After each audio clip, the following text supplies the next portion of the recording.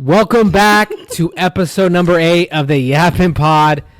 That we're doing this thing. We are professional podcasters, whether you like it or not. We're almost at 10, and if you know, when you get to number 10, you're professionals. Like pretty much. I'm getting ready to put my 2 weeks in at work. I have a house I'm ready to buy. Like put a down payment on. Like this is now or never. We just got a new camera. Like I just ordered it online. Yeah, Model X or Model Z. I got Model Y actually. Oh shit, that's what's up. I didn't even know. All blacked out with the white interior. So self-driving, and I got the Cyber 4x4. The don't gotta quad flex on us like that. You know, it's just. I just got a mini go-kart, like a kid's one. That's what I got. Fun, I'm gonna turn in my car, and I'm just gonna use the go-kart to go to work now. The snow. But anyways, yeah, we're professionals, so we need to start acting more professional, Jared. Right. Like we can't be joking around, having all these fun and games. We can't be having fun. No. This is serious. Our boss is in the other room. He's watching. So this is it. This is it. But anyways, I hope you guys enjoy the podcast. Hit that like button. Hit that sub button. Now we have an Instagram. You just made it. Yep. We have a TikTok. I don't know if that's made yet. Yep. It's called. They're all called at the. But guys, Yappin. Yeah, it's easy to find. So we're gonna be cranking out shorts and clips like every day to all these socials. So make sure you guys. I hope you guys seen the last one I uploaded. It's we're taking it to the next level. Yeah, I uploaded one as well. But so far, I've been getting lots of love and support from everybody. Yeah. The views, the likes, the comments, the reposts, the shares, all that. We need to call out our family though. They need to be liking the video. I know some of them aren't. Yeah. I'm not going to say their names, but like there's a few family members that aren't liking or aren't commenting. It's so easy to do. Just do it. I want to call them out so bad, but they're going to be like, why'd you do it, you know? Do it. Do it. I dare you. Don't be scared. Anyways. Do it. I was going to call out Alex and Junior. Alex! Anyways, let's get right on into it. I know you guys see the jersey. Chiefs. They had me sweating. You were there. You seen the game. I saw the game. What were your? I mean, I don't even know where to start. Like, well, okay. Well, let me tell you from my point of view. Because from my point of view, it's like Chargers are gonna play the Titans, right? So in my head, I'm thinking, okay, that's an easy dub for the Chargers. I need the fucking Chiefs to lose one, bro. Like, you know what I mean? Like, we need to win. They need to lose. Like, come on now. And I got home because I worked. And the game was not going well for the Chiefs. It was like, I think at that point it was like 14 to like 6 or something like that, or 3. Something like that. But soon after that, soon after I got home, like immediately the Chiefs just start doing what Chiefs do and get some points on the board. Then I look back at the game, I'm like, oh crap, this game is like closer than what it should be. Yeah. And then it gets to the finale, and it's 15-14 or 14-15, 16-15, something like that. And pretty much it's like there's like 2 seconds left on clock, and the Broncos got in a very good position to kick a field goal. All they just got to do is just chip it in there. It's a fucking 35-yard field goal. Like, it's the easiest shit. And they get fucking blocked, bro. That shit was crazy. And I know you were kind of manifesting it because you were like, dude, I feel like he's going to miss it. What if he misses it? Like, you kept saying that. And, like, we just stood there for a second. And then all of a sudden, it gets blocked. And, like, he just goes nuts. Which, I don't blame you. I mean, I would have gone nuts, too. Like, it was a crazy play. And, of course, the play just ends there because there was no more time on the clock. So It was really cool. It was a really cool ending. Yeah. Really cool ending. Yeah. But on the Broncos though, like that's so bad. That's so disappointing because it's like you just had that one job to do. So it's like that's so bad for them. Like I feel terrible. If I was a Broncos fan, I would be so mad. Well, the thing, it was like a mystery. Like it was the mystery of like who actually blocked it, because like I think it was my mom or the announcer said Dana. Yeah. But it wasn't him. It was Chanel. Or like even Andy Reid in the post conference was like Chanel. Or I think he literally said it was Leo Chanel. But it was like there was like 4 guys that were like Superman, fucking jumping in the air with their arms extended, legs extended, and like it was like if you see that in slow motion, like how do you even get that elevation? Because by the time the ball is snapped, it goes straight to the holder. and then straight to the kick. It's literally like 1.5 seconds.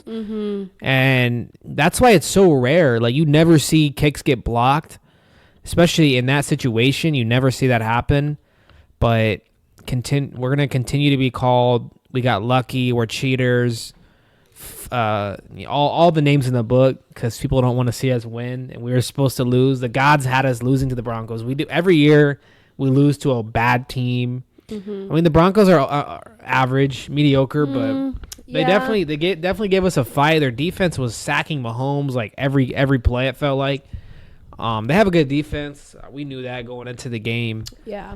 But that field goal kick, god damn. I think it was more like it wasn't like it was Dana, it was Chanel, it was a team effort, because if you look at the video replay, you can see like 5 guys jumping up in the air. So you can tell that all of them really wanted to block that, and they were really trying. There was like 5 guys that each got a finger on the ball. Right. And I think like this guy, like you pointed out immediately, but the kicker for the Broncos, just, you were like, oh, he looks fucking nervous.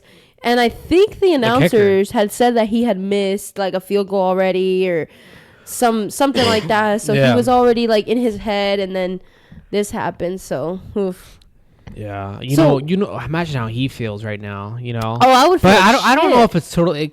It's not like he missed it left or missed it right. He got blocked. Like that's kind of on the offensive line for not blocking. That's not totally on the kicker. Yeah. That's just a whole team fuck up. You know. Yeah. But you got to give us credit. So we go on to 9-0. We got a tough matchup, probably our toughest game of the rest of the year, in my opinion, going up against the Bills. Really, the Bills? You don't think so? We have an easy schedule, but the Bills are our toughest opponent. I'm saying the rest of the year. Oh, I thought you meant like in the whole. Our league. toughest matchup was the Ravens. Yeah, I was. But that already happened. So yeah, I think the Bills is their toughest matchup. So who do you guys? It'll be interesting to see. I don't know who we play after that. I think the Panthers. Ooh. But yeah, easy dubs. Imagine y'all lose to the Panthers. Hey, that actually be crazy. A couple of years ago. That did happen a couple of years ago. It happens, right? Like teams tend to play down to their competition, so it's like sometimes they get in their heads and stuff, but it is what it is. So. How about them Chargers though? Yeah, bro, they do have an easy schedule, but they're winning games. Yeah, defense looks a lot better than the years past before they had Harbaugh. Right, that was the goal. It was to have a hot start, because in the years past it seems like we had the opposite, a slow start. Yeah. So I think the goal for this year was to have a good start and get those like easy wins and secure those wins, because now we're going to have a good schedule, a very interesting schedule coming up. It'll be kind of like gradually getting a little harder. We start with the Titans, which I think Titans, personally, I feel like the Titans have a better defense than they do an offense. I'm more scared of their defense than I am of their offense. So I was without a doubt. I was kind of worried, like, are we gonna produce anything? Obviously, we dominated or whatnot. But now it's like we're going to play the Bengals now. So it's like Bengals, Joe Burrow has been putting up numbers. Jamar Chase has been putting up numbers. T. Higgins might play. So that'll be a very, very interesting game. I'm really excited to see that game. And then I think after the Bengals, it's the Falcons. It gets tough for sure. Yeah, it gets a little tougher. So it's like these teams that are trying. You got to give Harbaugh a lot of credit, though, like with this turnaround, especially on the defensive side of things. But oh, yeah. It just shows you how good of a coach he is, and like I said, especially with that defense. Your guys' defense hasn't been good in forever. Yeah, you guys have the names. You guys had the names on paper, but just not being able to put it together. But yeah, and I think when Justin Herbert is 100% healthy, like, because he hasn't been healthy, I feel like in years, Mm-hmm. There's always something, his finger or a rib or an ankle, like it's always something. So it'll be nice to, he's getting better. He ran in for a touchdown. He had like, I think he had like so many rushes. Like it was like, I don't know. He did really, really, I can see it right there. Can you see the rushes? Oh no, it's just yards. 164 yards. 14 for 18. So he was breaking ankles. There was one video. Yeah, there was one video where he he like juked a guy out and went in for a touchdown, and he like literally missed the whole tackle. It was actually kind of funny. Yeah, but so he's getting a little better, a little healthier. I guess like big picture, who in the AFC and who in the league is playing the best football right now on both sides and has the best chance of making it to the Super Bowl? You know, you got to put the Lions in there, you got to put the Chiefs in there. Obviously, with the record, we're not winning pretty. It's not pretty, but we're winning games. Yeah, who's up there right now? I feel like we talked about this earlier, but it's like there's a lot of mediocre teams, yo. There's a lot of bad teams, but you gotta say injuries is definitely a part of that. But I don't know. It's not very. There's not a lot of teams up at the top. Yeah. Did you hear that Tyreek Hill has a wrist injury and that it might require surgery, and he might potentially. The thing about something like that is like it's kind of like the Dak situation, like where they kind of make the decision on the surgery. Like, so the Cowboys are what 3-6 right now. Like, there's not really a good chance of them making it that far. No. So like they told Dak to get surgery, which would be season ending. Right. But if they had a winning record or were like leading in the division, would they have done that? You know, because sometimes you can play through injuries the injury that needs surgery, but you can play through it. You know, so like in the situation of Tyreek Hill, they're doing so bad this year and they have a bad record. It's kind of a thing where you're just tanking the rest of the year. Like, let's not risk Tyreek Hill getting hurt more. Let's just have him do surgery. He can rest the rest of the year into the offseason. We're not going to make the playoffs anyway. Exactly. So let's just do it anyway. Makes sense. But I think he's questionable for tonight, so we'll see what happens. We'll see what happens. Hopefully he's not playing because my opponent in fantasy has. Oh, he has Tyreek Hill. Oh, jeez. But yeah, like. I think, Harbaugh coming into this organization has definitely changed the whole culture. And I think that he also changed. I mean, we had he brought in a new defensive coordinator, Jesse Minter. He brought in a new offensive coordinator, Greg Roman.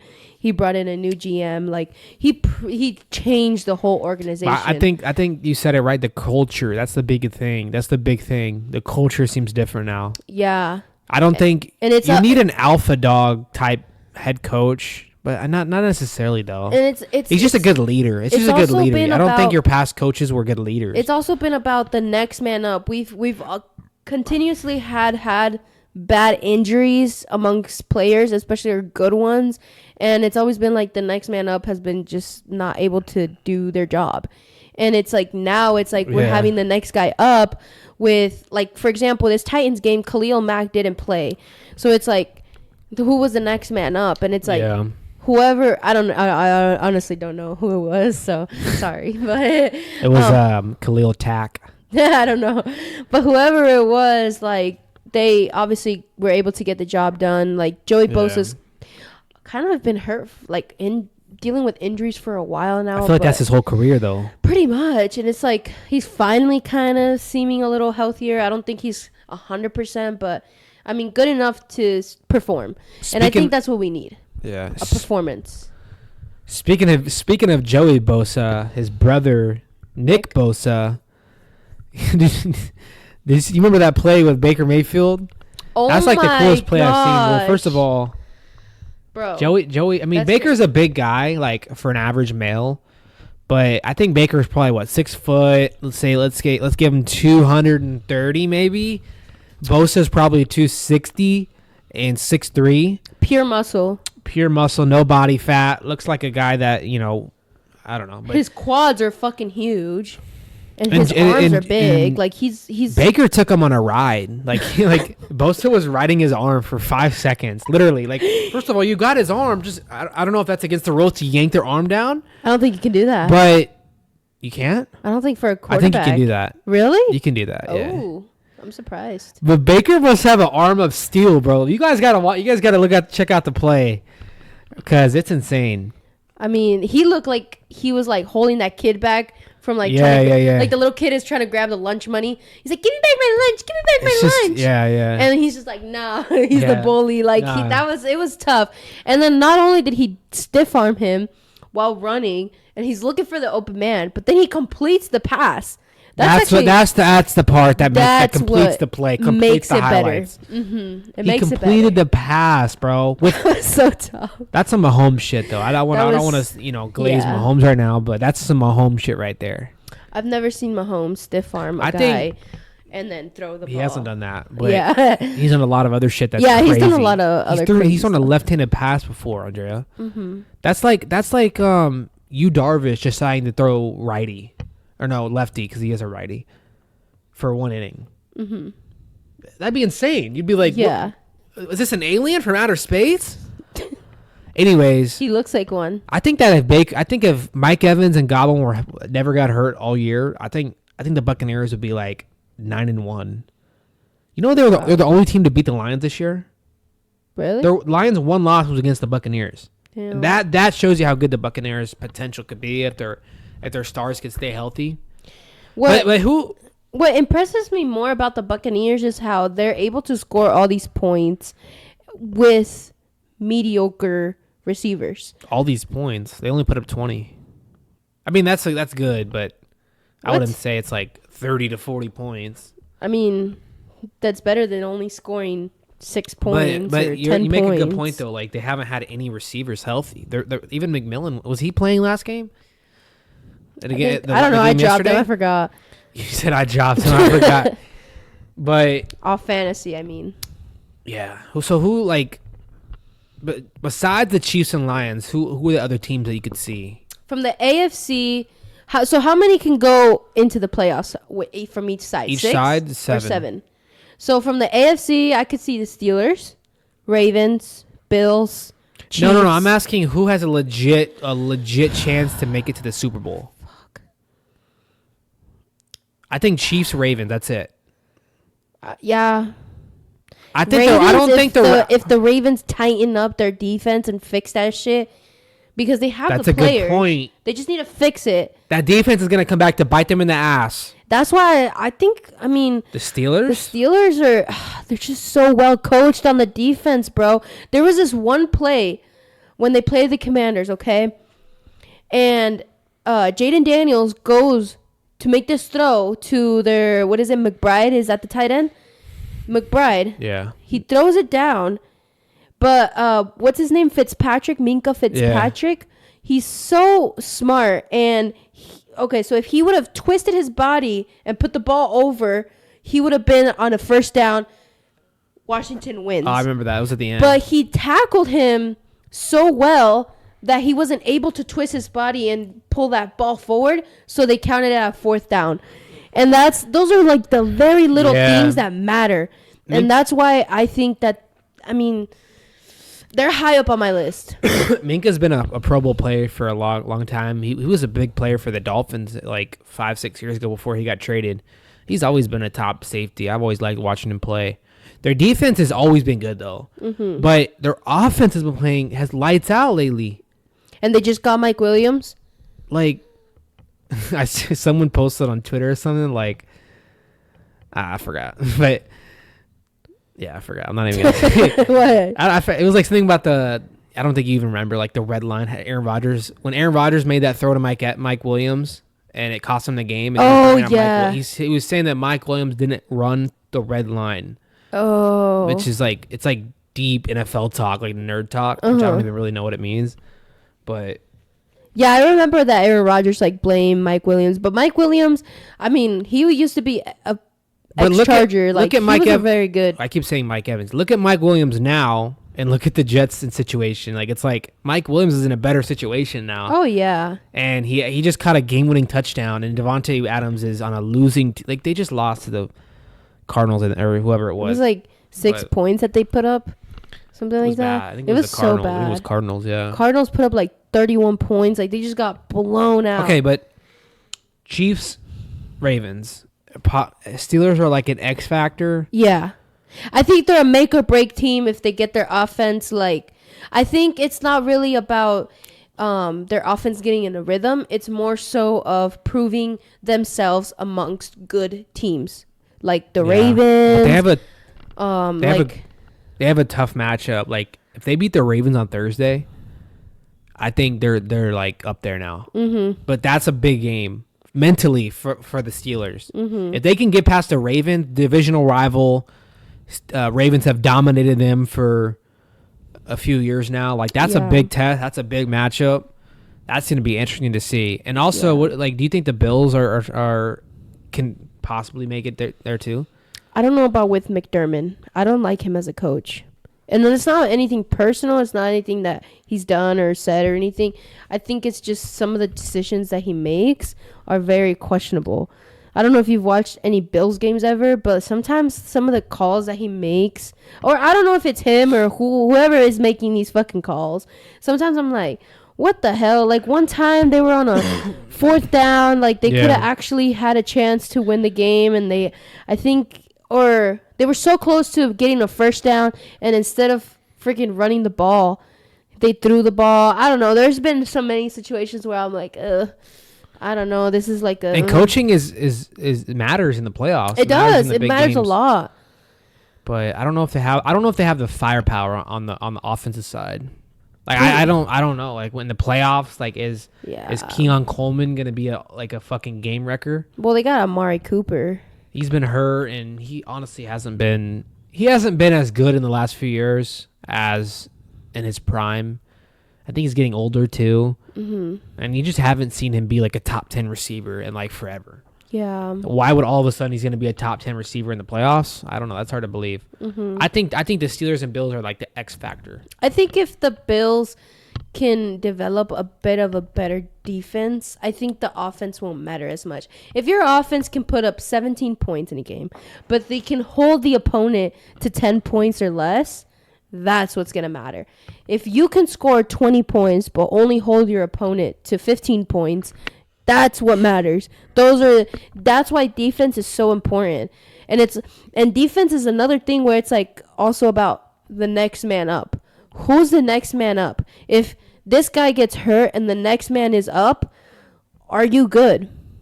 If your cornerback twists his ankle and he's out, are you going to be good with the next man up? It's all about depth, in my opinion. I mean, I think depth, coach, your situation, yeah.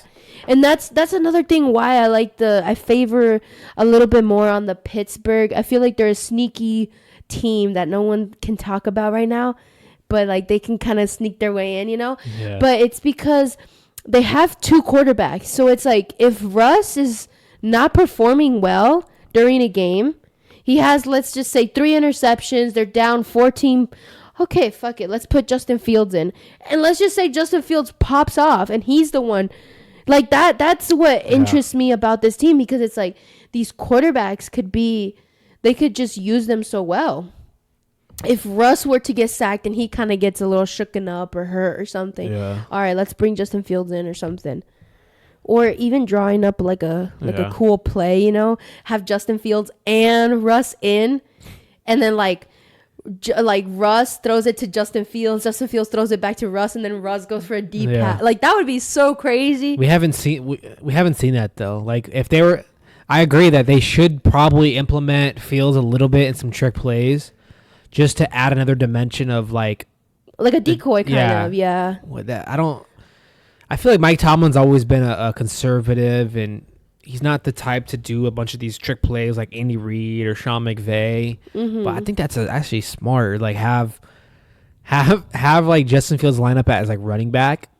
Maybe do a flea flicker or something like that. That'd be interesting. Or like kind of like not a jet sweep, but like where, okay, so like you set up like a running back and Justin Fields. Russ snaps the ball. He tosses it to the running back, and then the running back tosses it to Fields, and then maybe Fields goes for the deep, or maybe Fields turns into the running back, like a QB draw kind of thing. I don't know. I think they're definitely a sneaky team, though. They're sneaky. If they beat, like I said, if they beat the Ravens, that's a big one. And then in the NFC, Lions, obviously.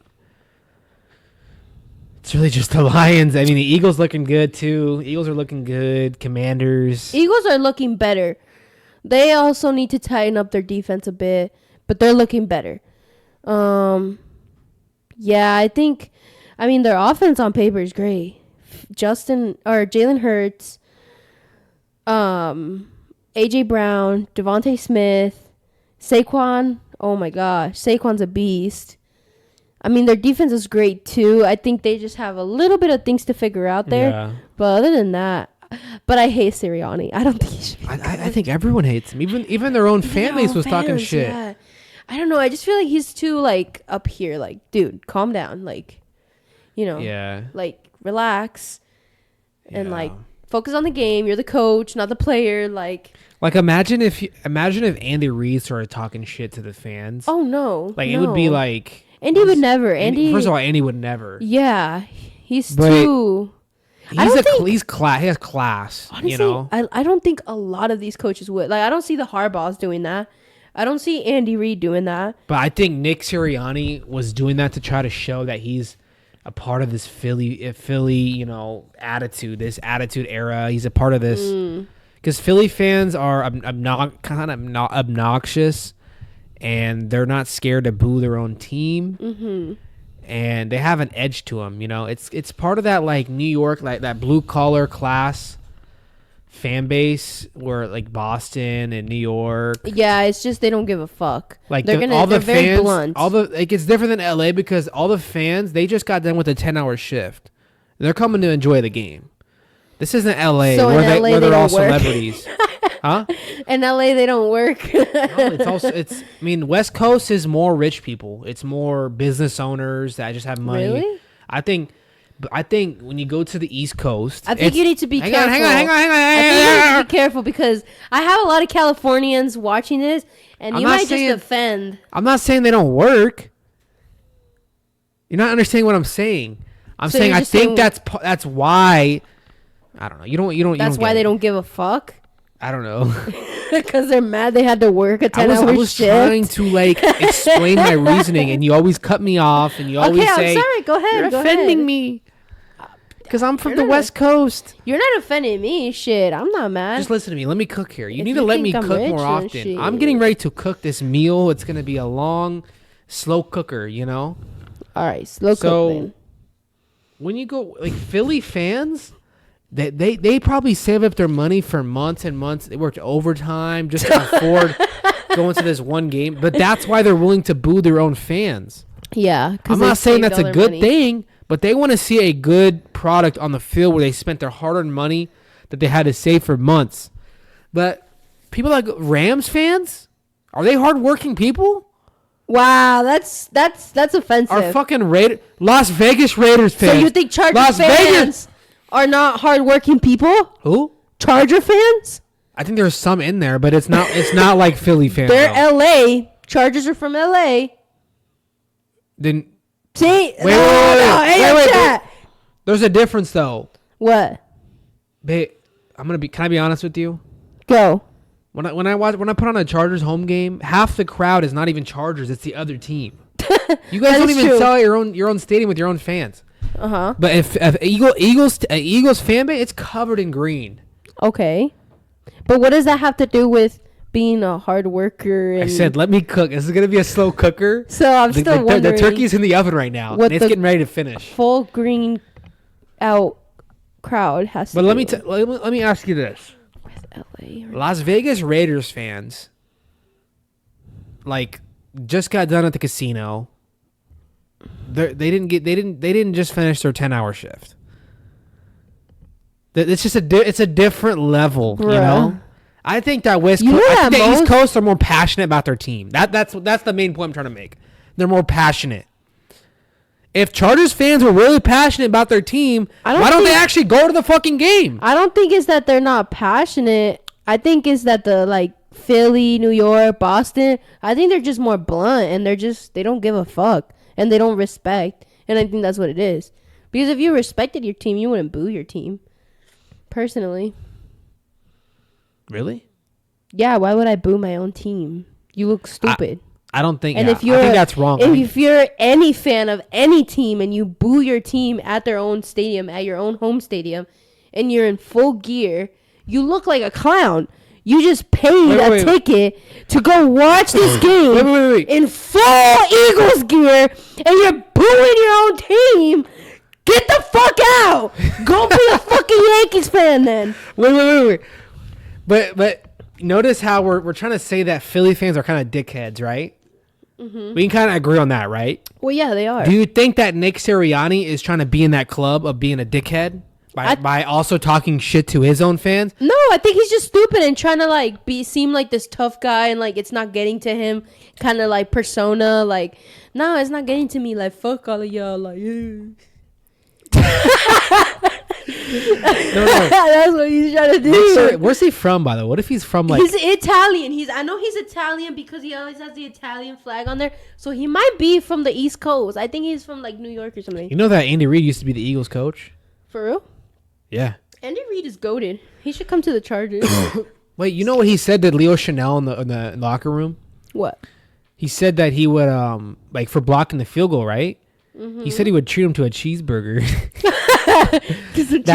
That's what he rewards his teams with a game winning play to go to 9-0. No, I'm not gonna give you I'm gonna give you a cheeseburger. Shit, I'll take like that. Leo, you can't afford a cheeseburger by yourself. I'll treat you to a cheeseburger. He's from New York. Nick Sirianni is from New York. That explains everything. That explains everything I need but to he's also know Italian, about this man.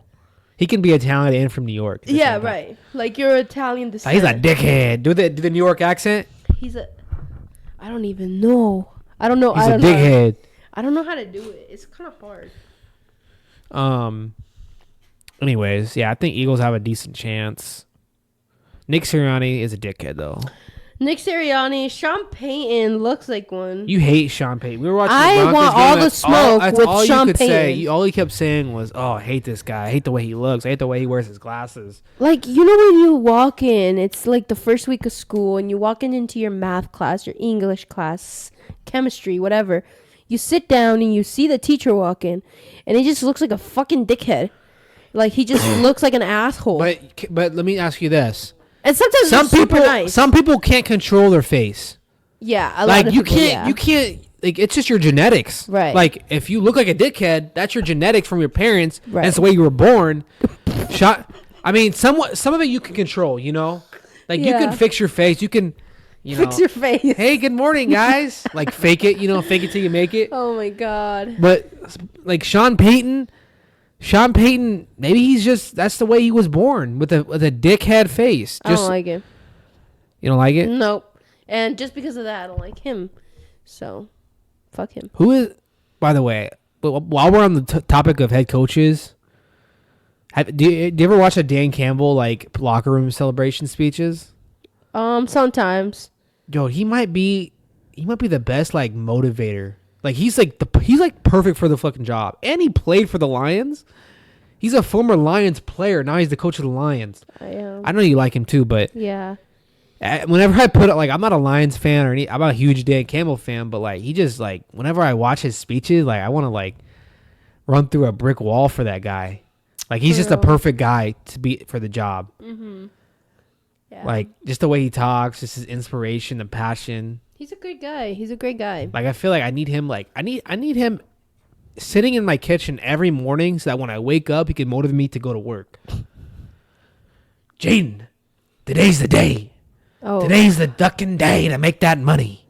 Oh my god. Get your boots on and get your pants on and get your uniform on and get out there and go destroy some shit. Who do you want? Imagine. Let me ask you this: who would be the one person that you would want? Because some mornings, let's admit, we don't have what it takes to go to work. You need that extra juice. Who would be that person for you to give you that extra juice in the morning? Why do I keep doing this? Why do I keep doing this? Imagine it looks like I'm sticking my hand up someone's ass. You wake up, right? And you're in the kitchen preparing your coffee, and all of a sudden you hear Dan Campbell's voice, but you turn around, it's the fucking cat talking to you. It's Dan Campbell's voice. And he's just like, get your fucking boots on. And he's just like, he's just like purring at you. And I'll take it. That shit would be funny. I wouldn't mind it. I don't know. I thought that would be a little weird at first, but I wouldn't mind it. Who would you want though, for real? Man, Joe Rogan. I love Joe Rogan. Theo Vaughn though. He would just make me laugh and want to chill and just laugh with him. No, I'm talking about like really motivate you to like have a good day, you know? Joe Rogan motivates me in life, honestly. Like he motivates me to like, I think he's my mentor. Like live a healthy life, and like tips on health and fitness and stuff like that, and like just literally everything about life, like knowledge, reading, just all that kind of stuff, and like expanding your horizon. Just because you're not a scientist or this or that doesn't mean you can't learn about it, or like can't talk to scientists and stuff like that, and learn about things that you've always thought about, and that are kind of weird to talk about maybe.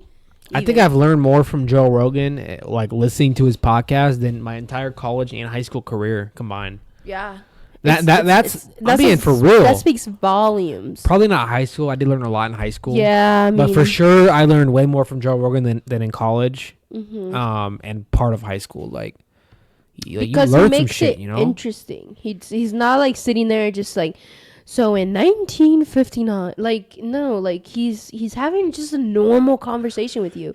And that's what is so nice about it. Like, he's just so chill. There's no pressure of like having to memorize all this shit. Like, he just gives you the information. It's really good. I think he inspired us to make this podcast, Honestly, he did. He really did, because, and one of the things that he always just says and that he always talked about was like, he was like, I just did it, and like I just turn on the camera and just have it's no big deal with people. Yeah. And it makes you feel no like no edit, no pausing, like just have a fucking conversation, and that's it. And he says that like he wasn't no, everyone says this, like they weren't expecting this to be big. Right. Like he was literally just doing this for fun. Yeah. Like he had and that's hard to do nowadays because everyone thinks about money. Everyone thinks about the long term, the end goal. Mm-hmm. It's hard to do shit and be present and do it for fun. Right. But like that's what he says. He says like, yeah, I just turned on the mic, turned on the camera, like just was talking shit.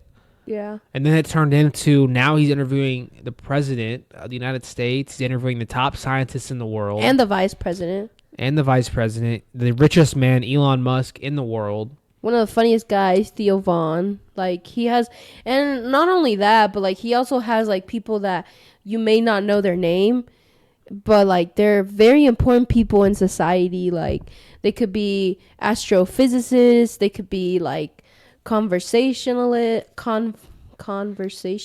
like people who I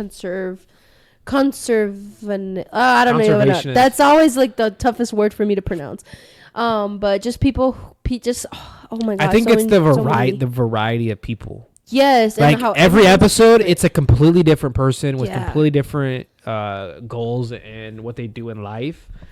And I think that's like he doesn't like tell you who is going to be next. Yeah, like it could go from Theo Vaughn to a World War III vet. World War.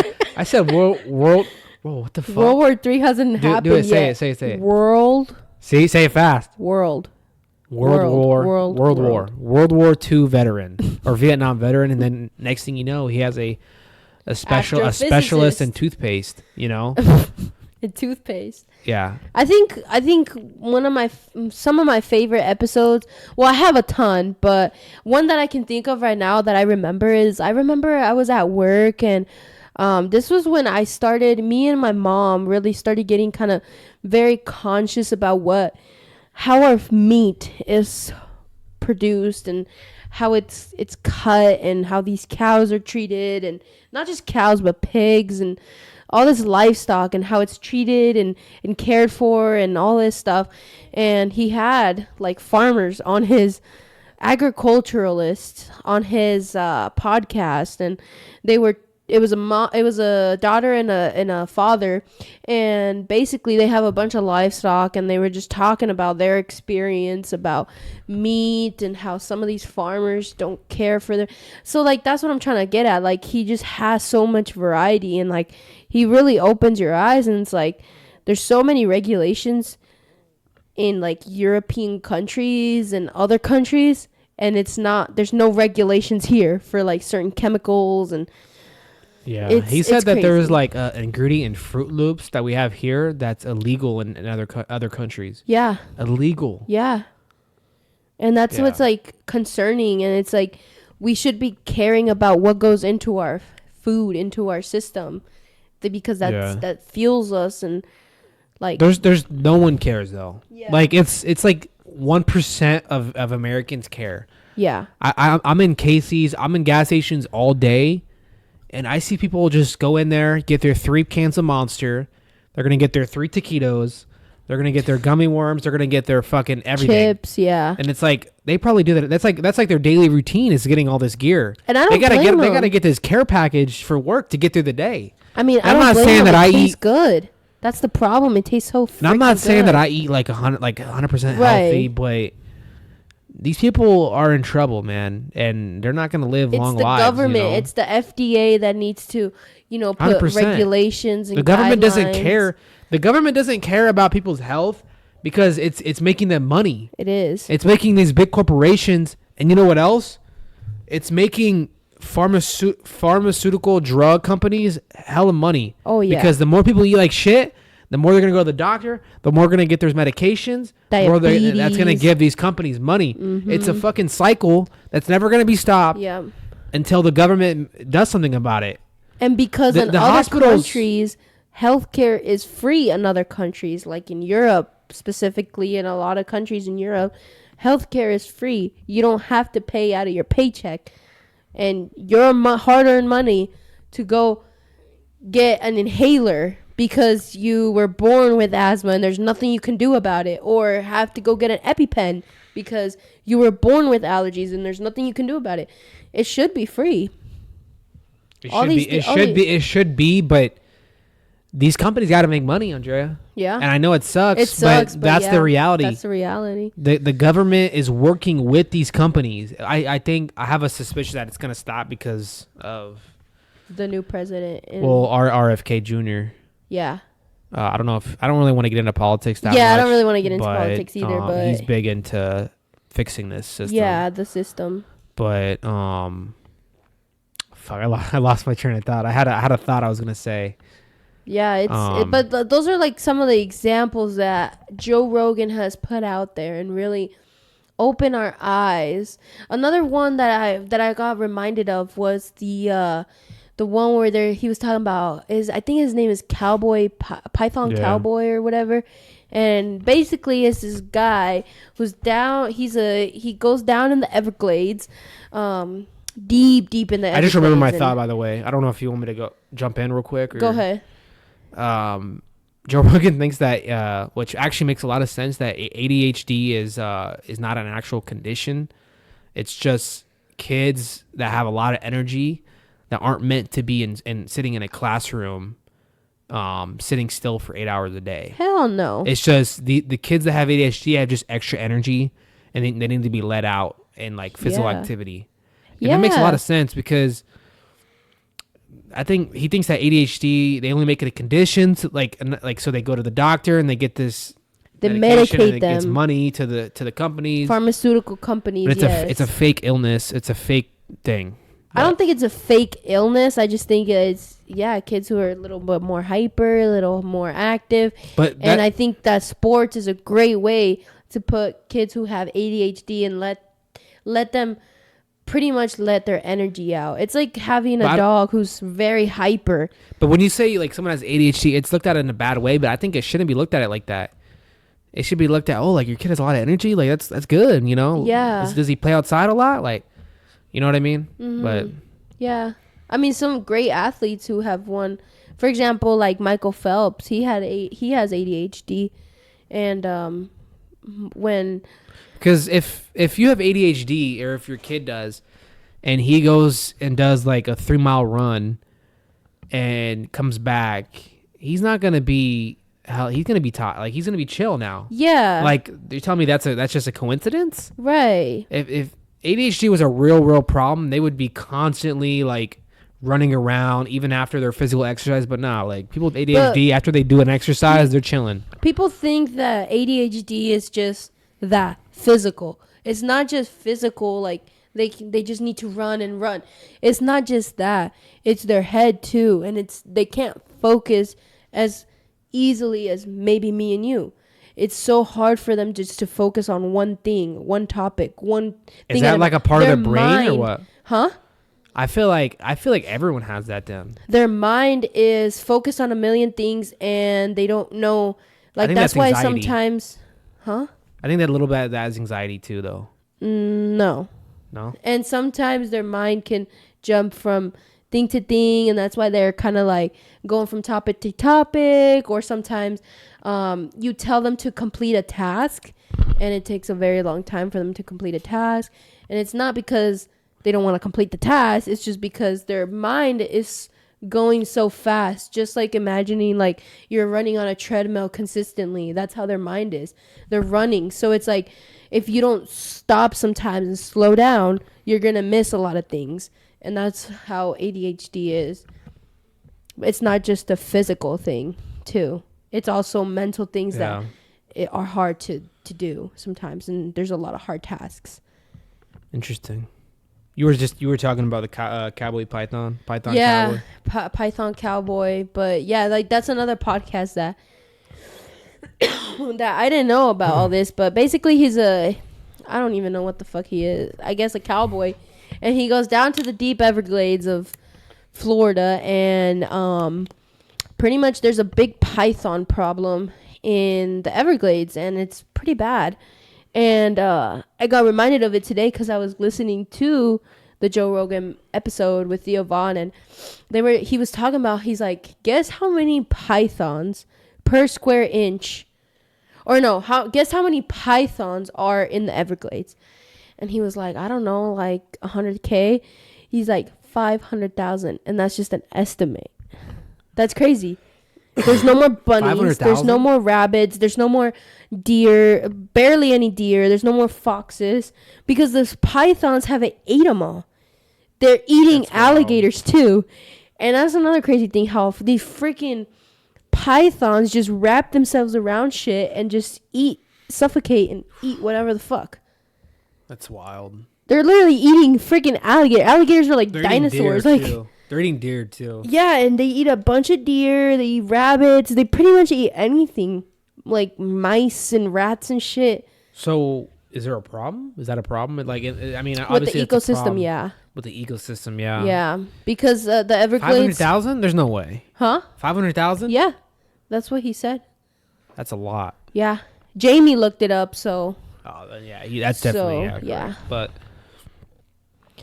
pythons are the venomous ones, or are they just the big ones that wrap around? Yeah, they're not like anaconda. I don't know if they're venomous. I don't think they're venomous.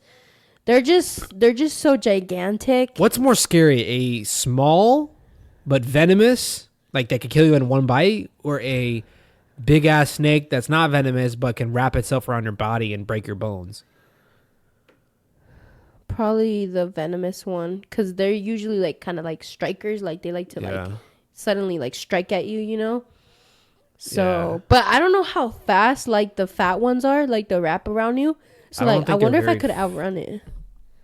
Yeah, if it's chasing me like full, like, but if it can swallow a deer whole, then it could swallow any human. Oh yeah, besides maybe Shaq's maybe like the one. Because Shaq's bigger than a deer. Yeah. But, damn. Well, by the way, how do they count? How do they, like, this isn't just with this. Like, I just always question, like, statistics. Like, because Joe wrote, like, we keep talking about him, but he says all these statistics about certain things. It's like, is that a job? Is someone's job is to figure out statistics? Oh, yeah. Like, 500,000. Did you count? Did they count? Are they estimating? How do they estimate? How accurate is this estimation? I think, well, now with technology, they probably use like sonar to like scan the area and like drones and shit. And I question statistics all the time. Thermal technology, and like if they take a picture of this big land, right, and it's in a thermo like picture, like they could probably see all the snakes through that, or like I just question like there's like so many random ass statistics that like pop up, like. One in 4 Americans eat dinner at like 4:30 p.m. It's like, are you knocking on doors to figure this out? How do you know that these humans like? Have you ever ran into that problem? I think it's like some do you ever question random statistics like that? I mean, something like that. I think is just kind of like basic knowledge. But I'm wondering if like, you know what they do? I know there's like censuses that they do. They probably ask like 200 people. And they get their percentage off that, and then they just times it by the population or whatever. Probably. which I don't know how accurate that is. But also, they probably do it in maybe every state because every state could be different. Yeah. Like, if like a typical person in the West Coast, would they eat around the same time that a typical person? I just made up that statistic, by the way. West Coast would eat dinner or some shit like that. I know. I'm just going along with like your train of thought. I'm gonna start like writing down these statistics that I see. Do the people in Alaska really eat at the same time as the people in Florida or some shit? How many people live in Alaska? I have no idea. They have a small population. If you live in Alaska, it's less than 1 million.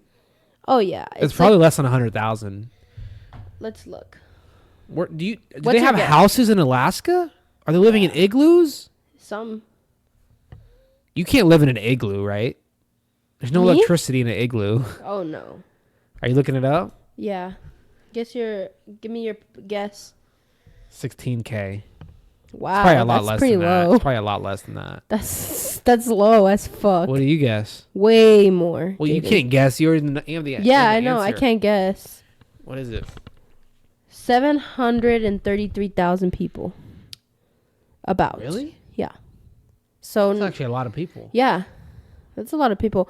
You have to realize there's a lot of indigenous people that live there too. You think there's a lot of indigenous people, like Samoans, tribes and shit, or whatever. I don't know if that's appropriate. Whatever their you better not offend anyone that watches. Right. Because I don't want to offend anyone. Fucking life. This is a serious job now, like we said before. Man. Would you go to? I'd go to Alaska. I would go to Alaska, like just to look. That's where I would never live what's there. His name's from, right? Santa Claus. Oh, I thought you were just gonna say Tua. No, Santa Claus is not.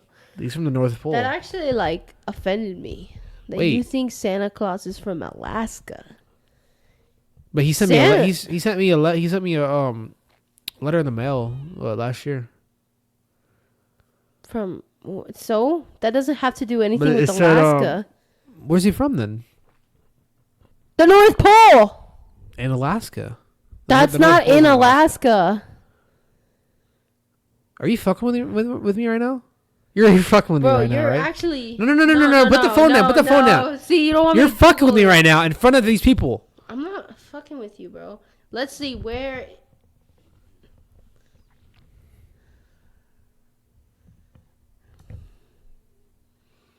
It's found in the Arctic Ocean, you dummy. Nowhere near Alaska. You cheated. You looked it up. You weren't supposed to do that. So what else? Can we do I was on my phone, and first thing I do in the morning is get on my phone like everyone does. Check the time, scroll. I do have a bad habit of just scrolling every social media for the first 10 minutes. That's it kind of wakes me up though, looking at the screen. I know it's such a bad thing to do. That's so bad. And then I brush my teeth 4 times. And then I do my whole face. Wait. I do my whole face routine. I wash my ass a couple times. You brush your teeth 4 times. Yeah. No wonder that's why they're so toothpaste. So I'm scrolling my phone, and you know how you get ads in Snapchat and shit? Yeah. I see Temu pops up.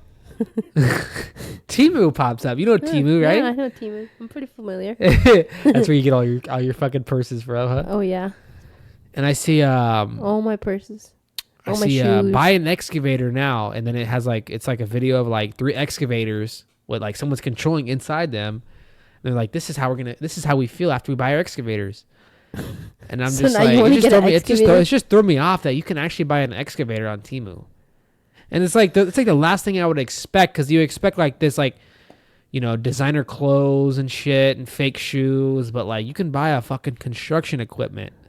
Are they off nice? Temu, bro? Are they actually cool? No, they're pieces of shit. You would never buy an excavator. It's for Temu? people that have a good sized yard that want to do some they want to bury some humans or something. Will bury their dog or build a pool. That's what you could use it for.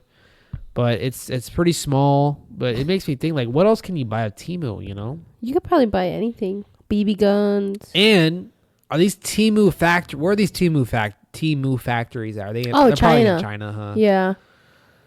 China. That's where iPhones get made too. You know that, right? Oh yeah, it's slave labor. Or slave labor. That jersey you're wearing is from China or like Pakistan or India or some shit. Do you know that in China, the factories that make the iPhones, they built nets around the windows so that the workers wouldn't jump off and kill themselves. Why? Because they had a lot of people do that. Because they're working crazy hours. They're not getting paid anything. Oh my god. And it's a big problem. Wow. Imagine you're a CEO and you have to build nets around the windows so that no one commits suicide because they're, I don't know, factory. Like I go in a factory every day. I don't work in a factory, but I just imagine myself working in a factory and I feel like my mental would just go downhill like fast. If I had to work in a factory for my like 10-hour shift every day, how do you do that shit? You did it for a while. Yeah, I did it for a while. That's a dark industry. I feel like it wasn't that bad because I didn't work that many hours, to be fair. I did not like work 40 hours. What'd you work? I was working like 30 hours, 35. Really? Like, it just depended week to week. Well, to be fair, I would call in a lot. I just didn't really care. That's crazy though. And like, I wouldn't really try much. And then another thing that kind of in a way made it better was like, it was at night, so like it was just dark anyway, so it didn't really matter. But I feel like if I knew it was a daytime and it was dark inside, like I would feel like that's weird. A good point. Because if it's dark out, yeah, it's like, yeah, fuck it, you know. Yeah. Like it's like, what are we gonna do? Go outside and like no, right? You're gonna be inside anyway at home. Exactly.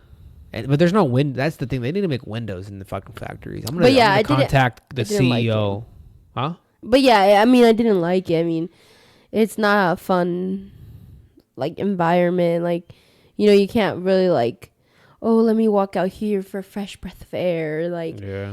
Let me, like... I don't think I'd ever do a... Sorry, I'm going to get some sunlight on my face or something. But I hate jobs where you're stuck in a spot. Which, I guess in a way, I'm kind of like that, but... You're stuck in a car. I'm stuck in a truck, but I can get out. I can go in the store, but it's... Yeah. Yeah, it's rough. Unless you're stuck in traffic. It's a rough life. That's the worst. Yeah. Anything else on your mind? Any random thoughts? Anything well, happened? I mean, I've been kind of like wanting to like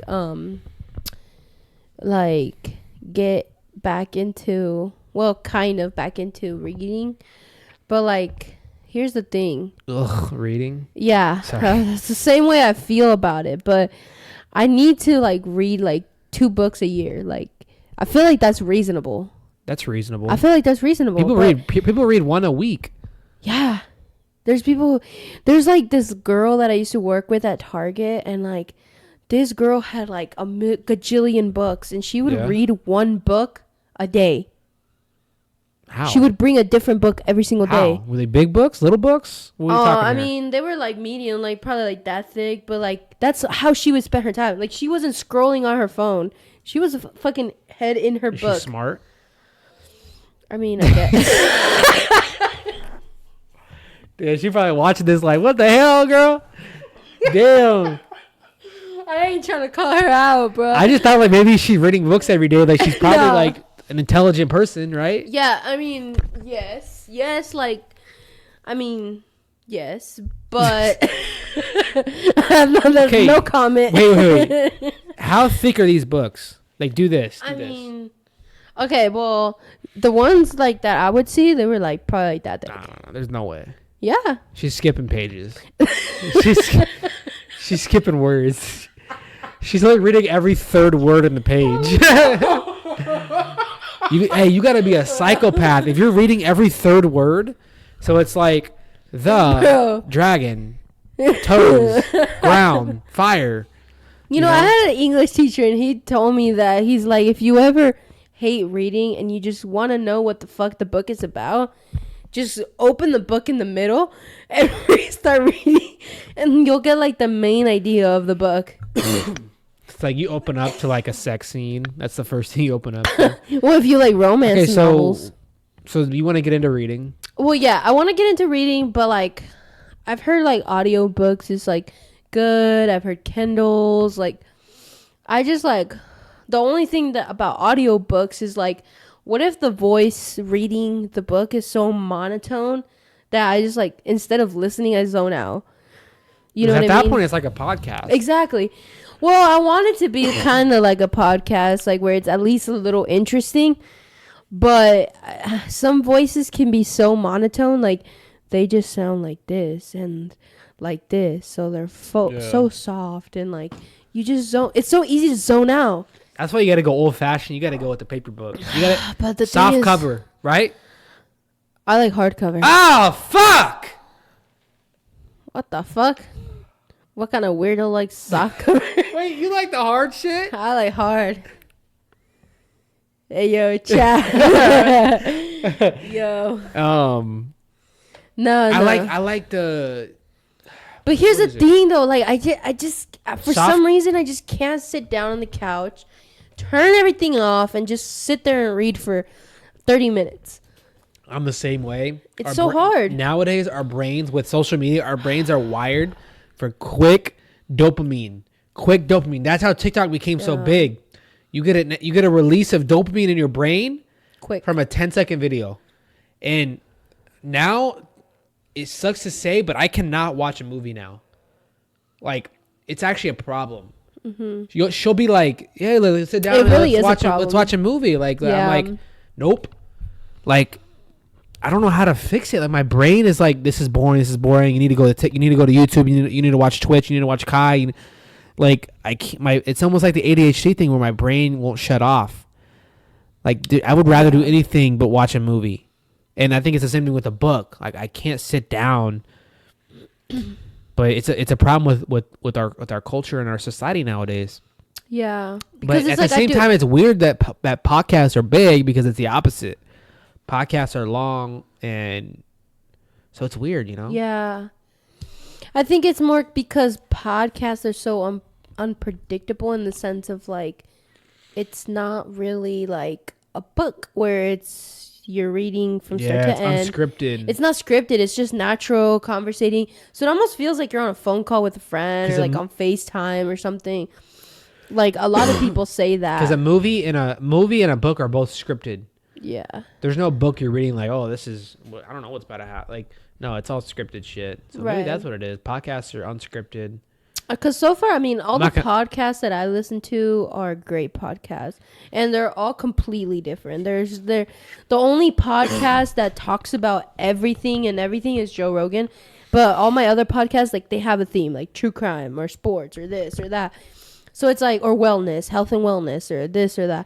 So it's like, it's really interesting because they're all so interesting, and they all are very cool in their own way. I think that we both like try to I think I buy like one book a year. I get like chapter 2, and then I'm like, I usually like don't end up reading anything else. Yeah. Well, I bought a book. A book has to grab your fucking attention. Like it's so hard to do that compared to a YouTube video, compared to TikTok, where it could grab your attention in 10 seconds. Well, that's the thing, because everything is so visual, and like a book is just like a white page with letters. Well, unless you get a picture book. Bro, who gets a picture book at age 24, bro? Ain't nobody 23. Ain't nobody buying no picture book, bro. You know, you're gonna be. You know what's crazy or though? Watching like, I think what if the reading technology? Curious George. Why don't they make a technology? They make a book that each page is. You can read it, but it's also a video. It's not a screen, but you can see the video on the page. That would be so long. Like, that would be like, oh, like you mean like a little, like a motion picture, like a quick one, like a 10-second one or something. You hear that? Yeah, someone's clawing or some shit. No, they're doing something bad. I'm gonna have to wrap this up soon, but yeah, I think we both need to get into that, but it's just so hard. I've heard Kindles are good too, so I might have to check. I was gonna say out. Kindles. Those have been. I used to have a Kindle. They've been around forever. Oh shit! So is it just used for books? You Yeah. You can't go online or like play games. I don't know about that. Because it's not an iPad. Yeah, it's not an iPad. I'm pretty sure it's just for reading. I'm pretty sure you buy your books. They also. And then you read your books. What are the ones where like the screen is like? It's not a screen. It's like a white and gray. Like it's just like for reading books. I did a terrible job of explaining that. It's not a Kindle? It might be. My brain's all over the place right now. I used to. I have an iPad. I just never use it. I have an iPad too, but the thing is, like, if I start reading on my iPad, I'm gonna swipe the fuck out of there and put Clash of Clans or Netflix or something. That's like, my girl. Like, that's my girl. I'm not gonna be reading. Then that's the problem. That's the problem. Yeah, you can't read. But at the same time, if you get a book, but your phone's in your pocket and you feel that phone in your pocket. Yeah, it's just like wiggling. You're flipping the page, you hear the bzzz, and you feel the vibration on your pocket. Oh, I'm gonna look and see what that is. It's like that could be my TikTok, boss saying Snapchat, that I just got a promotion. It could be Instagram. It could be a million gajillion things. But I think it has to do with the instant gratification. You know? One of the best quotes that I heard though when I was in school was that it can wait. Like everything that comes in. That was a quote in high school? Well, one of our teachers explained to us that like when you get a notification and all that, like it's cool and you immediately want to go look. But all that will be there in 5 minutes. It's an emergency though. 10 minutes, 30 minutes. It'll still be there. The notification will still be there. It's fine. So sometimes you just have to have that mentality. Like, I might get a Snapchat. I might get a DM. I might get this. I might get a text. But it'll all be there waiting for you. I think I'm going to get a flip phone next year. Yeah. Get rid of my iPhone. You're lying. I know. I am lying. You would never do that. I would never do that. Out of us two, it's more likely that I would get a flip phone over you. Really? Oh, yeah. You're so techie. No. But you always upgrade your iPhone way before me. Like, you always What does that have to do with anything? Because if you get a flip phone, you're downgrading. You would never downgrade to a flip phone. But I'm saying between both of us, I would downgrade over you. Yeah, I don't know. Like, if one of us had to downgrade, like, first, it would be me over you. Because you're, like, techie and, like, you always have the newest iPad and you have 2 monitors. What? And I have the oldest iPad. And you have, like, these cameras. And wait. This is, all this shit here is, this is not the newest monitor. And he had to get a PS5 immediately as soon as it came out. I didn't even get it immediately. Well, because you couldn't. I got it like a year and a half later. Because it was always sold out. We did almost stay the night outside and so you're not techie. That was a sketchy area too. You're all technology. You're the technology. So guru. Because I'm a technology savvy, you're saying I'm technologically savvy. Mm-hmm. Means I wouldn't downgrade to a flip phone. Yeah, because you value it a lot. You value your technology a lot, and that's. No, I don't. Sorry. Why? It's okay to not downgrade. You know what? Saying. Just because of that, I'm going to prove you wrong. And January 1st, I'm getting a flip phone. No, he's not, bro. You're not going to get a flip phone. I don't believe you one bit. But you would? Actually, if you get a flip phone January 1st for a whole year, I will personally pay you $500. But you won't do that. Wait, you would for a whole year. You would not have a flip phone for a whole year. Because I know. I would. No, you can't. How do you even? Can you even buy a flip phone? Yeah, I don't think Walmart. they even exist. Walmart, Cricket, I think. Walmart doesn't have flip phones. Amazon probably online. Walmart has flip phones. Wait, $500? Huh? $500 for a whole year, starting January 1st. But I get the $500 January 1st? No, you get it after you complete the challenge. Because I'm not gonna do that shit. Because if I give you, hold on, at January 1st, okay, let's just say you go through, you get your flip phone, I give you the $500, and then a week later you quit the challenge, and I'm like, give me my money back. Oh, I already spent it or something. Because you broke the challenge, then no, I'm not doing that. You get the money after you complete it. Just like after you complete your job, you get paid. All right. You don't get paid before the job. All right, I'll give you $500 if you read 10 books next year. Fuck that. Fuck that. I'm not reading no 10. Wait, do flip books count? Like the picture books? What did you... Picture books. Picture books, bro. Are you insane? Are you insane? Did you ever read Captain Underpants? Yeah, that was the shit. If I read 10 of those, would I still get it? Diary of a Wimpy Kid.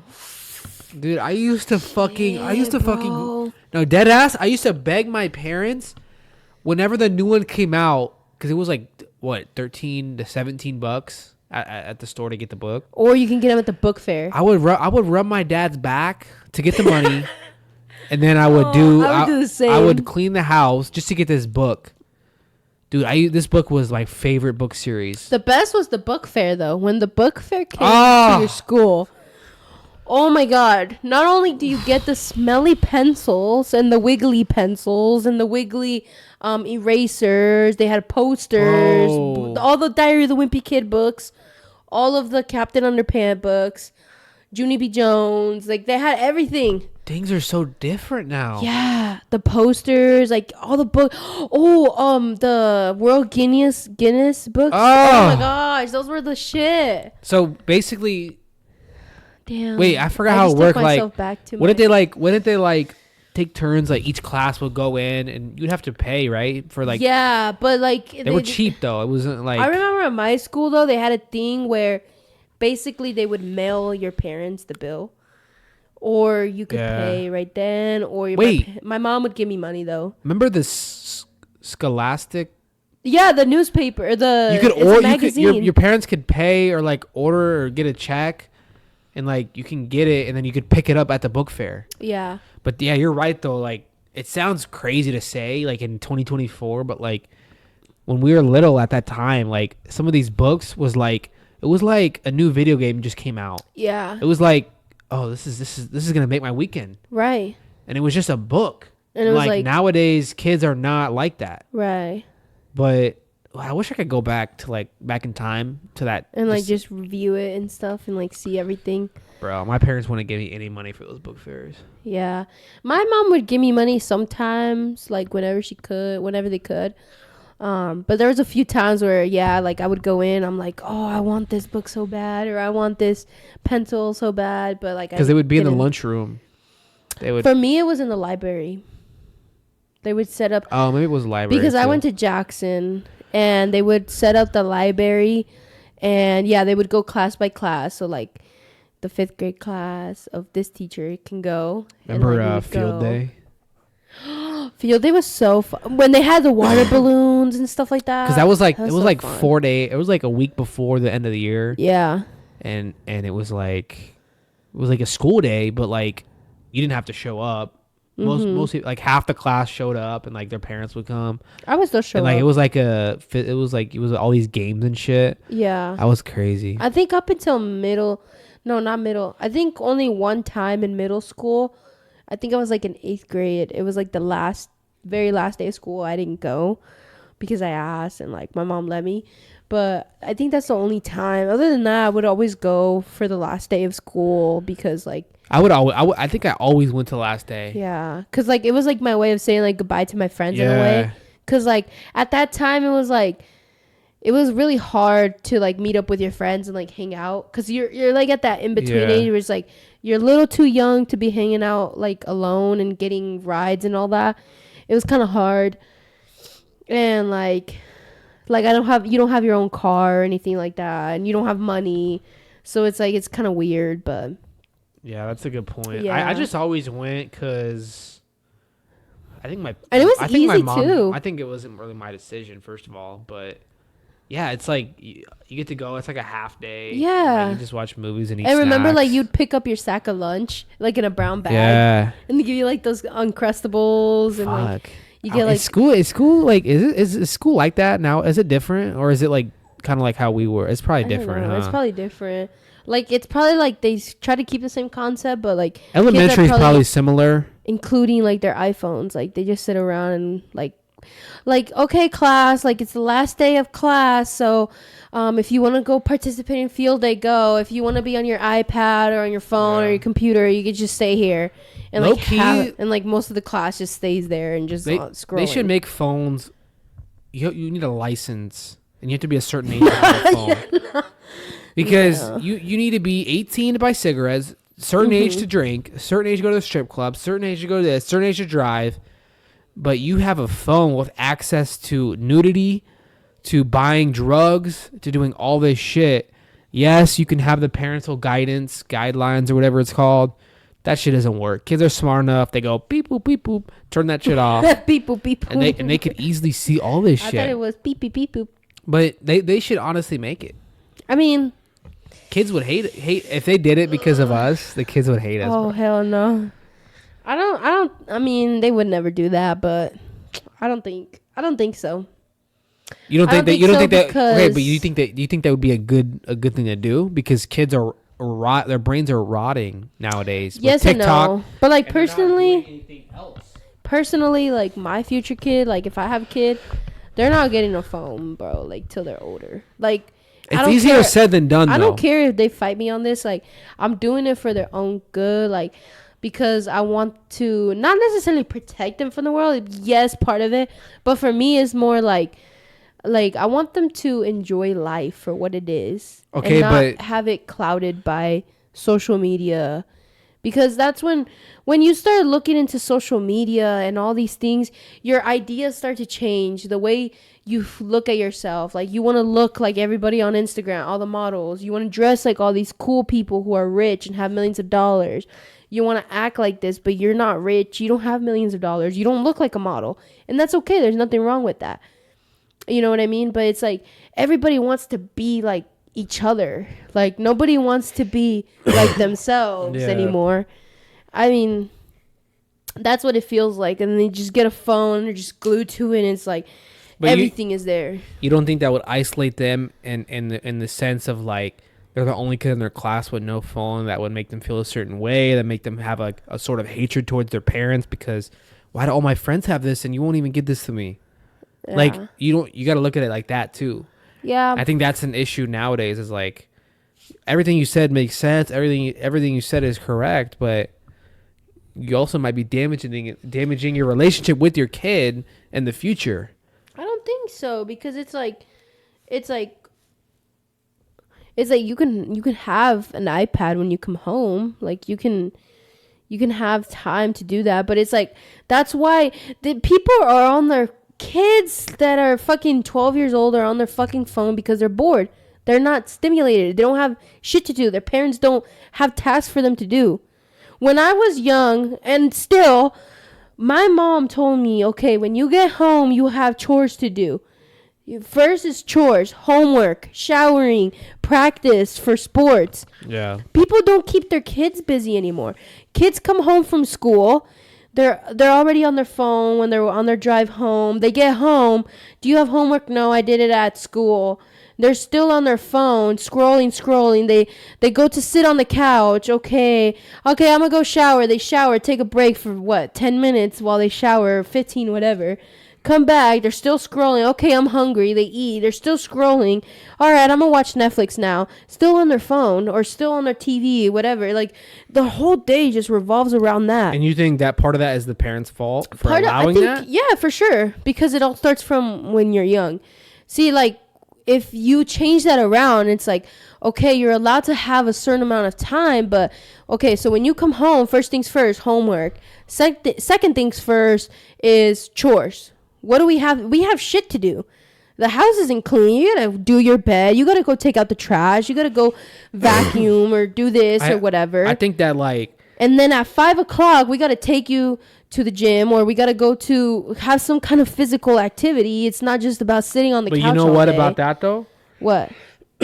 If you're gonna implement that sort of strategy, you can't be on your phone either. If you're gonna fucking make them do their homework, make them do their chores, and they better not walk into the bathroom or walk in by and see you on your phone because that's being a hypocrite. Yeah. You got to be the same way that you're gonna make your kid. But I don't think a lot of people are able to do that. Yeah, I don't think a lot of people are. Adults are addicted just the way kids are. It's the same and I think addiction, it's sad. You know? I think it's sad because the parents should be the one motivating and pushing their kids to try sports or try clubs. Some kids are not athletic and that's okay, and they don't like sports and they don't find it interesting, but there's always something that will interest you that you can go into, like some kind of club at school, like drama, theater, like all kinds of different things, robotics.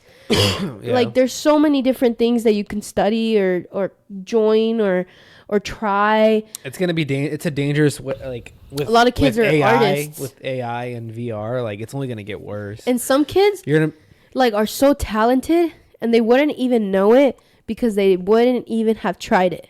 They're so focused on their phone.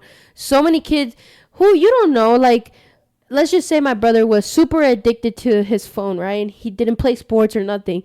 we wouldn't have known. Like, maybe he would have been a great baseball player. Maybe he could have been a basketball player. Maybe he could have been an actor. Maybe he could have been a scientist. Like, your life could lead you to so many ways other than just being on your phone. Yeah, that's a good point, actually, because you instead of using that time to figure out what your skill and what you're born for, your brain is rotting away, because on your phone, you're not unless you're learning stuff on your phone. Instead, when you're on your phone, you're trying to be like other people. You're trying to be what the trend is, and whatever is in at the moment.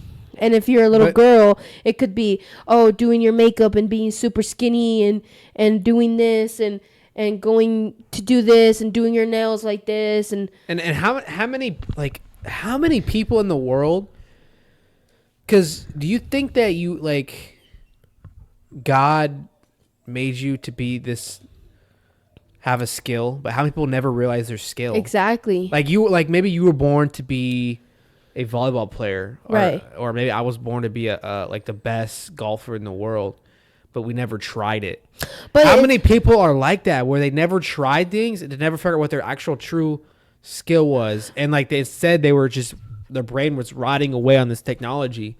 That's why a lot of people. It's not just about sports too, because let's just say, some people. Okay, let's just say you remember JROTC or whatever. It's an introduction to army or something. Let's just say one day your parents kind of push you and you try it, right? You sign up. And you sign up to this thing. It kind of gives you a militaristic vibe, but you realize that, man, maybe I don't want to be in the army. I don't want to get deployed, but I would love to be a police officer. I would love to investigate. And maybe that's your calling, and you would never even know because you're too busy scrolling, and you end up working at a factory for the rest of your life because it's the easy way, and you're able to just punch in, go to work, punch out, come home, scroll, repeat all over again. And you wouldn't even ever have known that maybe you could have been a firefighter or just anything else, any kind of super cool career, an architect, an interior designer, a pilot. There's shortages in pilot right now because people don't want to pursue that career. And it's crazy. It's sad.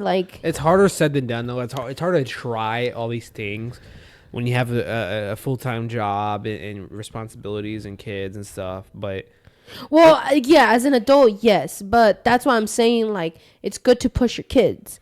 So for me, it's as an adult, yes, it is hard to try something. I would never try to be a police officer or a firefighter or a pilot at this age. Some of those things you can't try. You just have to do. How do you try? Well, it's not about trying. It's just kind of studying and learning about it and stuff. Or maybe you go to a hangar and see airplanes and you fall in love. Or you work at the airport and you fall in love or something like that. That's what I'm saying. You wouldn't know if you don't try these clubs or these things and kind of get into it, and maybe you have a calling for it. Or those mechanics classes in school or wood shop, and you figure out, I want to be an engineer or I want to be a welder. Welders make really good money. It's you would never even have known. Yeah. Or I want to be a graphic designer or a producer, a music producer, or a singer. There's so many things. I guess that is the one positive thing of school, the school system, but they don't force you to do all these things. But there is in middle school you have to do a cooking class, there's certain classes you have to take. Yeah. But that's a good point though. These kids school needs to be about trying. Yeah. And there needs to be more option, not just math, science, history. Let's switch it up a little bit. Let's do or I guess there already is a construction class. I guess certain high schools have more options, but there should be so many options. You should be able to customize your schedule. If you know you want to go into sports, or you want to be a coach, let's just have them specialize in that. They don't need to do math. They don't need to do advanced statistics to be a coach. Yeah. But at the same time, how many kids know what they want to do in high school? It's not a lot. Right. But let's give them the option and give them the ability to do things that they have fun doing. Right. If they love to play and be physical, let's do something about that. Yeah.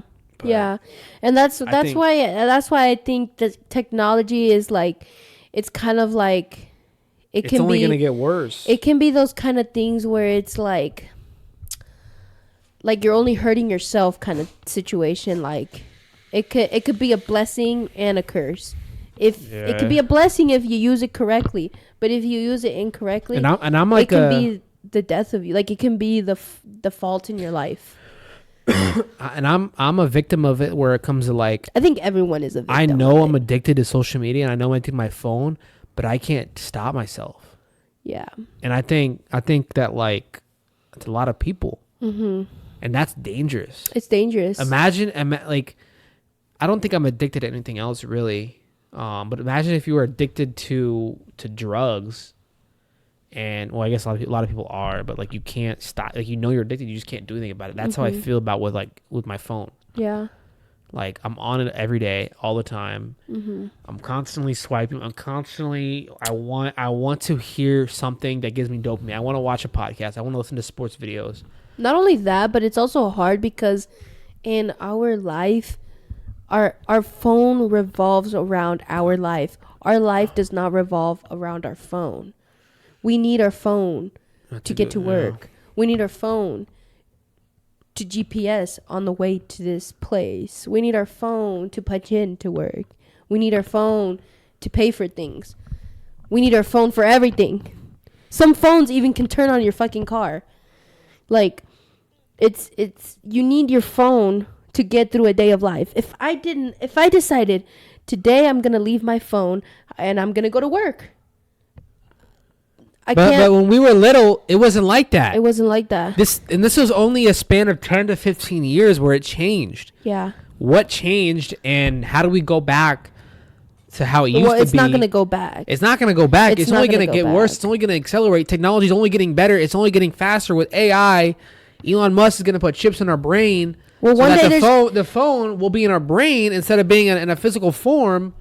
Joe Rogan had a point in this podcast, and he said it's going to get to the point where there's going to be bodyguards that are robots. I seen that part. And they're going to fucking lift you up and run with you, or they're going to like take like 5 seconds, lock in, and fucking destroy whatever's like. Is it bad that like I'm at the same time I'm scared of the future with technology because I feel like it's going to destroy everything that made our whole childhood, that made it so special and so fun.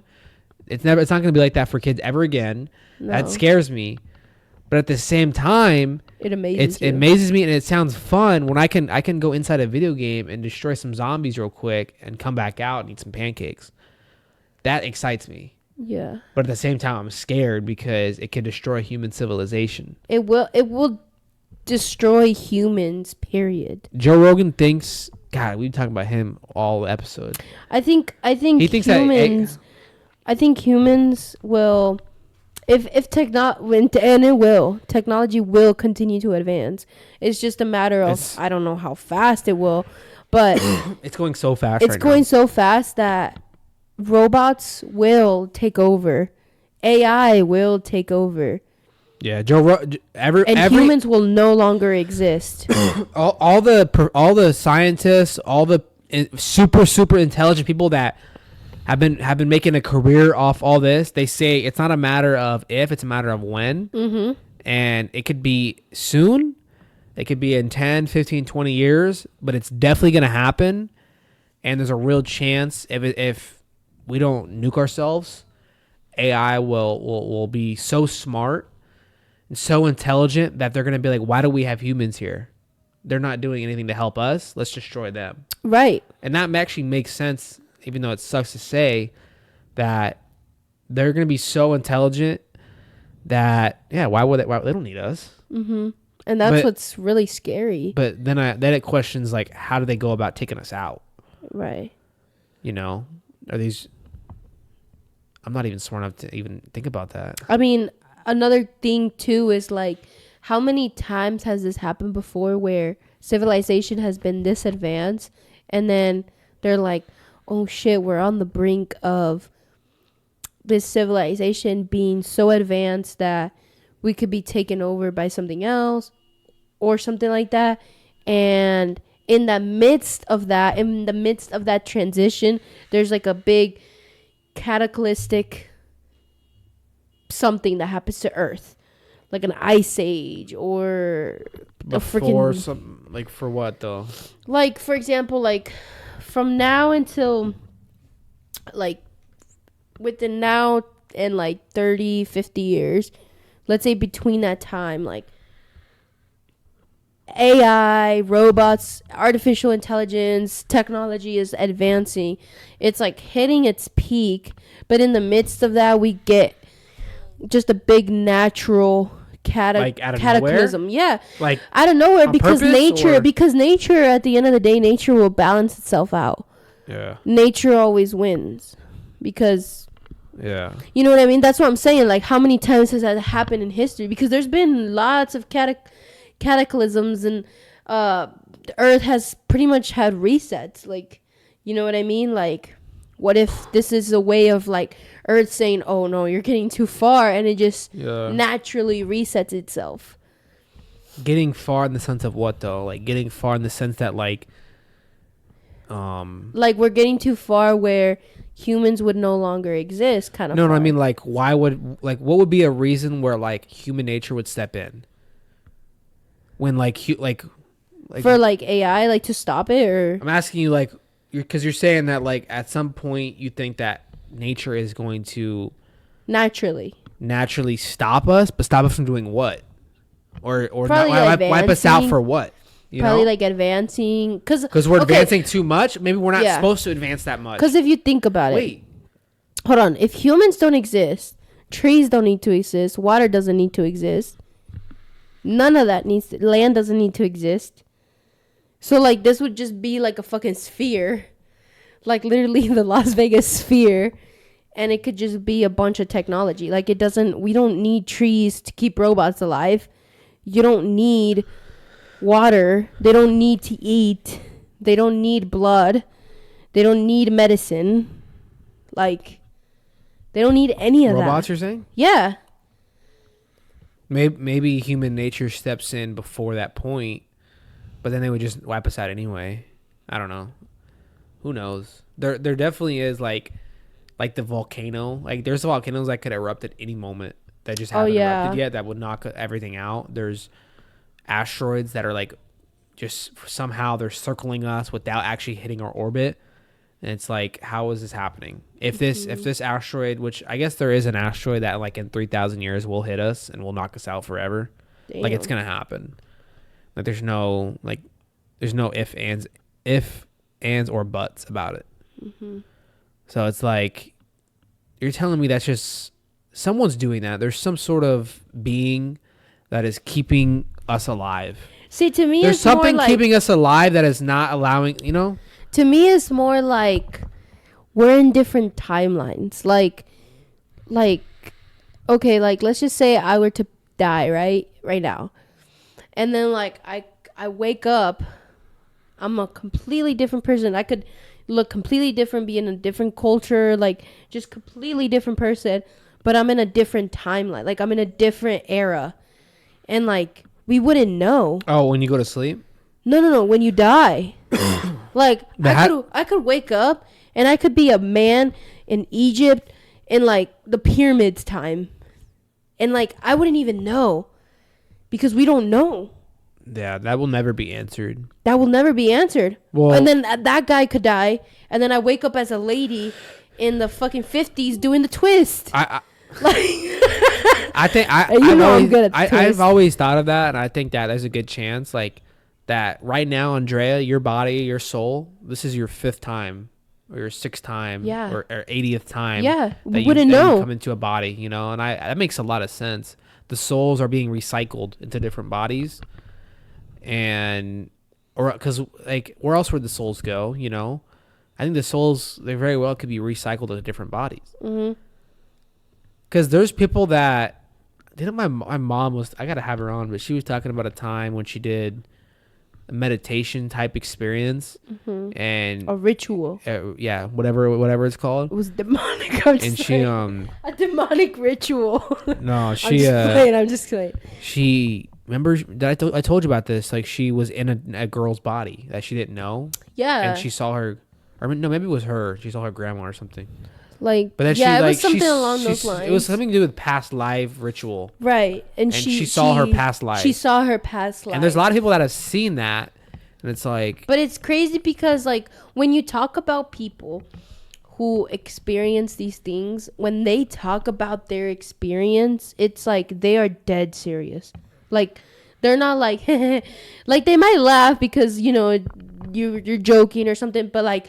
actually telling you the story, dude, like they're dead serious. Like they're not. It would be so interesting to talk to someone like that, and they're so confident about it too. A lot of society, they don't like to listen to these stories. They think they're fiction. They think you're crazy. Right? Like why aren't we listening to these people? This could give us a hint at what do we have past lives like. So many people just you're crazy. You know, you're fucking ridiculous. You're on drugs. Right, yeah. But I like to look at things with an open mind. Like that's fake or whatever. All these people are telling these stories with such honesty and like they're dead. Like you said, they're dead serious. Yeah. You're telling me that they're lying? They're just a good liar? Why would they lie about There's no way you're that good of a liar, bro. Right. There's no way you're that good of a liar. And see, that's what I come back to because all these things about your past life and future and all this, it all happens when the brain is relaxed. And I remember I talked to you about ayahuasca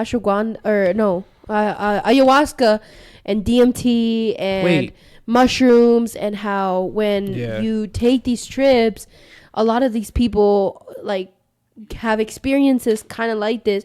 It's when the brain is relaxed, I feel like you get into this meditative state. And when you get into this meditative state, you're able to tap into these energies. And do you think that the government is making these psychedelic drugs illegal because deep down they know that like if more people do these drugs, it's gonna reveal a lot. Yeah. And they know that, and they don't. That's why they're keeping it illegal. They don't want people to know the truth. But the truth about what? Because I've never done psychedelic drugs, but I've watched a lot of people talk about it, and they say it's the most life-changing, revealing experience that like everyone should do. That it should be legal. They're like, what if you are going into another dimension? Right. The government knows that. They don't want people to go into other dimensions because who knows why. There could be a lot of reasons, but yeah. And that's what makes it like so interesting, and it starts to get your brain kind of thinking. And another thing that kind of messes with me too is like last time we were talking about black holes. Like people say when you enter these black holes, it's a bunch of nothingness. But how do you know that? Like what if a black hole is a way for you to go from one dimension to another, or like one universe to another universe? Like are you talking about a real black hole like in outer space? People have gone through them? No. But I'm just saying, like, if you go through there. You think it's going from one dimension to another? It probably is. But we wouldn't know. I mean, unless somebody no one's ever done it. No one's ever came back from a black hole. No one's ever been able to tell the story. And nobody's ever has gone in, right? No. It's all microscopes and scientists that have studied these for years, and there's so much that we don't know about the atmosphere. And yeah, I mean, we could go on for hours and talk about this. I wish we had more answers. I know. I wish we had more answers because. But I truly believe that not a lot of people think deeply about things like this. Yeah. But I think more people should. Yeah, I think more people should really, really think about their life, about their afterlife, about. It's one of those things where it's like, oh, it's out of my control. I'm not gonna worry about it. You yeah, know? But it's like. But a lot of people find it really stressful. Like they get really anxious and really scared to talk about it. It makes me like curious. Me too. Fuck. It makes me very curious, and it's like what am I able to tap into? Yeah, and we just don't know it because your brain has a. Yeah, exactly. What are you able to tap into? Because the more you think about it, the more you kind of unravel and the more... Well, I mean, some people say they've done meditative things. That doesn't require any drug use or any medication or anything. Like, that's just literally your fucking own mind. And if your own mind can do that, what other things can it do? Obviously, we know you can dream. Like, Yeah. Dreaming alone, if you think about the concept of dreaming, it's crazy. When you go to bed, you have these ideas and images and storylines in your head, and sometimes they feel so real sometimes that you can't even fucking wake up, like sleep paralysis, and you're like fucking stiff, and your fingers, like, you can barely move them and shit. Yeah. Like, that is insane to think about, that you can do that insane. While you sleep. Or sometimes when you sleep, you're thinking about falling off a cliff or being chased by like something, and you're actually you can actually feel yourself running. Like, to me, that's insane. That's so insane. Because you're sleeping. Damn. It's crazy. That's so insane. There's so much, and there's so much more to it. And oh man, we can go on for hours, guys. Yeah, we gotta wrap this up though. Yeah, we gotta wrap this up. That was a good ass episode. It was a good talk. We always talk about interesting good shit, stuff. Yeah, and psychedelics and time travel and the future of technology and human civilization. It's always so good to talk about, because it's part of us, and it's part of our past, and it's part of humans, and it's part of everyone's story. And I feel like we need to get closer to knowing what our history is. Yeah. Our true history is. Yeah. But I do want to make a quick announcement that you're gonna read books more? Is that your announcement? Oh, yeah, I am going to read books more. I don't know if I'm going to get a Kindle or audiobooks or what, but I'm going to figure that out. Start a GoFundMe to get her a Kindle. Yes. I'm kidding. But I just want to let you guys know that me and Jaden have sat down a few times, and, you know, we have talked about making subtle upgrades to the podcast, and you know, we just want you guys to know that we want to continuously improve and make things better. So we appreciate if you guys would leave any feedback, any topics, any things that you guys think we should talk about. We appreciate all the clicks, all the likes, all the views, all of the reposts, the sharing. That really means a lot to us. I know there's been people who I know and like my family and stuff, and then there's people that I like, they're very close friends, or some people that I don't even need to even know at all, and you guys are liking it, you guys are reposting it, so thank you so much for that, and I appreciate that. We appreciate that. But yeah, we just want you guys to know that we're going to continuously work on this and try to make this as best as we can and interesting as possible. Well said. You want an outro? Well, I mean, you're killing it right now. That's something. You just continue to do the outro. Yeah, I don't want to step in and ruin your flow. No, I mean, that's it. And yeah, we just really appreciate you guys, and continue to show all the love, because we appreciate it, and give us feedback. So if you're watching, because we're an hour and 42 minutes, and this has been our longest podcast yet. So I want to know if you're still watching this far. Comment Banana Twix. Just to see. Comment Banana Twix, and also, if you're still watching, would you want to see us do 2 a week? Yes, that is something that we've been talking about.